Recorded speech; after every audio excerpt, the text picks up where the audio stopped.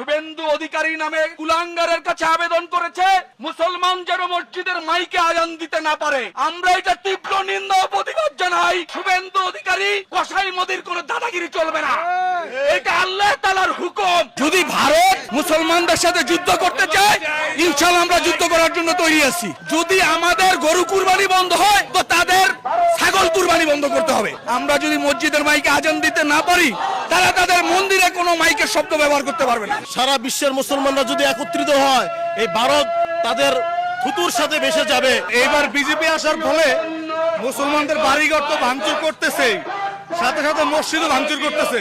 এটা আমাদের ইমানি দায়িত্ব, যেহেতু আমরা আল্লাহ রাসূল সাল্লাল্লাহু আলাইহি সাল্লামের উম্মত। আমাদের ইমানি দায়িত্ব হিসেবে আমরা এটা তীব্র প্রতিবাদ করি এবং নিন্দা জানাই। যদি ভারত মুসলমানদের সাথে যুদ্ধ করতে চায়, ইনশাআল্লাহ আমরা যুদ্ধ করার জন্য তৈরি আছি। আমরা এক আল্লাহু আকবার ধ্বনি দিব। আপনারা বঙ্গোপসাগর পার হইয়া, ভারত সাগর পার হইয়া প্রশান্ত মহাসাগরে পড়বেন। এই জন্য আমাদের সকলের দাবি, মুসলমান যারা আছেন তারা এক হন এবং হিন্দুদের বিরুদ্ধে আমরা প্রতিবাদ জানাচ্ছি।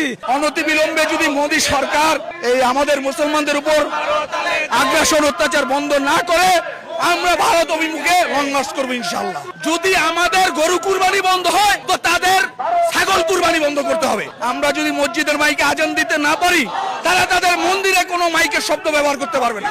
তারা তাদের ধর্ম পালন করুক, আমাদের তো কিছু নাই। কিন্তু তারা যদি বাধা দেয়, তাহলে তো এখানে তো লড়াই হবে।